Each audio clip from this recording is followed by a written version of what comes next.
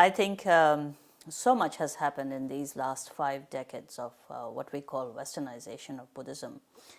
And tremendous amount of teachings have been given. Many teachers have come. Also, the people have practiced and tried to understand and devote their life to Dharma, knowing it to being very beneficial and profoundly true.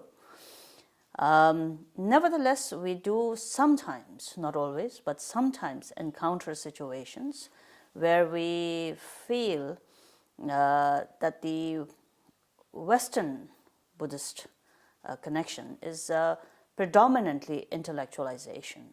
And so there's a lot of emphasis in intellectually understanding it, learning the theoretical aspect of it, being very connected, feeling very connected to the philosophy and the teachings, which is very fine because Buddhism, on the one hand, emphasizes discernment and being very careful and using your own wisdom to investigate and examine and understand. So understanding becomes a very integral part. But when there is an imbalance and the intellectualization becomes over sort of exaggerated and emphasized, there's a little bit of, I think, lacking in the understanding that there may be accumulation of merit and purification, which are very essential qualities, because there's so much your mind can access and understand.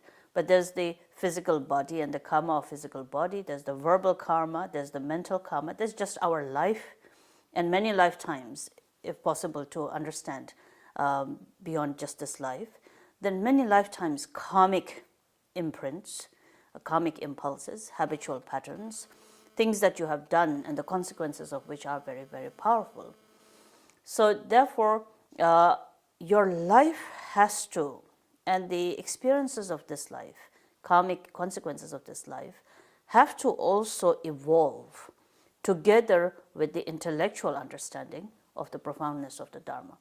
So it's almost like if I want to go there, but if I keep sitting here, then my wishing to keep going there may not necessarily be complemented with the body actually making that gesture of progress and going there. So I think from that concept, Buddhist, Tibetan Buddhist, especially the Vajrayana tradition, emphasizes a lot in creation of merit, doing those things that are meritorious, that are virtuous, making sure your body accepts the challenge of transformation, your speech accepts the challenge of transformation, your mind accepts the challenge of transformation. It's not only aspiring transformation, but that it engages in doing things that are transformative.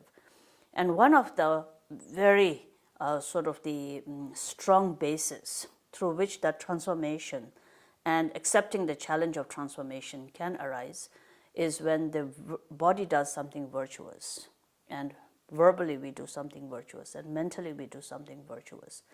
And of all the virtuous activities, generosity is very important, to be generous. Now, generosity can be two things. You can be generous by giving to the others, and on the other hand, you can also exercise that generosity with adding offering to it, making offering to the Buddhas, Bodhisattvas, and so forth. Creating wonderful statues, just as this beautiful statue that Nyingma Rinpoche has offered to this beautiful Sangha that is here, is one of those meritorious activities. And I think it's exceptional that Rinpoche is leading by example. He doesn't need to do that. Most oftentimes what you find is teachers encouraging Sangha to make it possible. Here is a unique example of a teacher making that example, not by words, but by actually doing it. And so I think it shows his immense love and trust to the Sangha members here, and also is an exceptional example that he has allowed all the resources to be placed in the form of an offering. Now, when you make an offering of, let's say, a beautiful statue of the Buddha doesn't require it, we all know that. But it is about the gathered karmic connection, all of the resources that bring together one representation. And why is it so big? is because our mind is so stubborn and rigid that it does sometimes need a big, impactful image to stop it from its own dialogues and mental chatters. So therefore, the whole concept of creating a beautiful statue is based upon offering and merit. It's an enormous amount of merit. Then why does it need to be so big and beautiful? It's about, expression of selfless giving, so that as best as you can, as big as you can, as excellently as you can, as perfect as you can. The size and how beautiful it is made is often a representation of your ability to go beyond doubt and hesitation, beyond the stinginess and the poverty mentality. So it's about being able to make it as excellent, as perfect, as vast as possible. So this sense of making it very big. Therefore, traditionally you find when teachers say we're going to make a stupa, for example, and the question is how big, they will not say something like 2 feet, 3 feet, 5 meters and so forth. They'll say as big as is possible, because that's the expression, is that you're going to train your mind to do something beyond the limitations of its own poverty mentality. And so that expression of bigness is often there. Then thirdly, as I was saying, Thongdrol is another concept that we have. Liberation upon seeing is that an image should be such that liberates the mind from its own ego.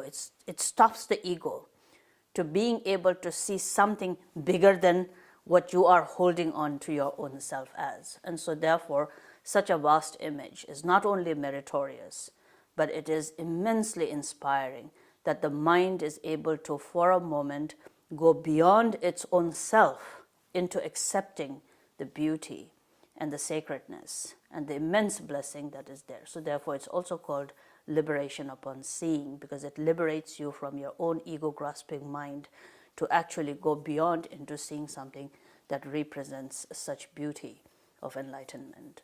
So therefore, there are all these concepts that must be understood. In the West especially, it must be understood. And I think it's a very good start that Benchen here, of course, is a very large Sangha. It represents Tibetan Buddhism in this country. And therefore, that it has the presence of such a sacred image will undoubtedly be inspiring, not for just this generation, but for everyone who comes. Even those who are not Buddhists will be able to see this and be here, and that will plant a seed that will connect them to the path of liberation, definitely.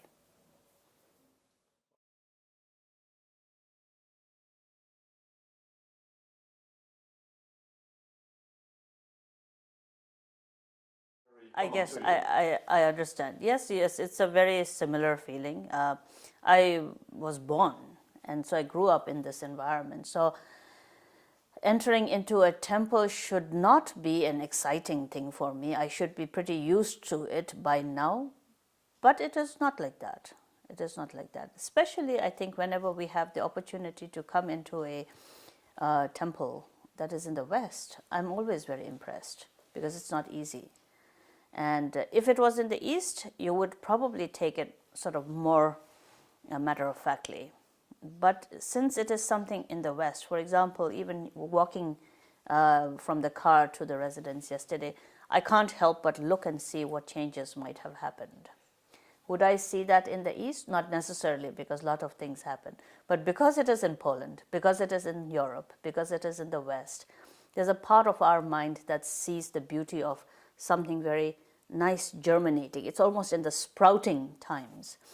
And nowadays we see a lot of countries in Europe and in America have started building temples of various sizes. And every time we go there, we are struck by how much work and how much dedication and devotion has gone into bringing about the place. I don't think it is so much as seeing a building. I would say entering any temple, big or small, even if it is a small shrine room, has to be related very much as if you're entering a mandala. And when you enter a mandala, because a temple is not a building, a temple is a mandala, and whenever you enter a mandala, one cannot be but struck by how much goodness and how much sacredness there is in that environment. So every time is a very new experience. Yes, it's fun. It's something that is very inspiring for us. But I'm not sure that we go through the touristic thing that so oftentimes, if it's a very new place for many Westerners, there's that being very dumbstruck and awed by whatever is there. I don't think that is probably so much that I personally would feel. But a sense of joy, that's always there, no matter where you are.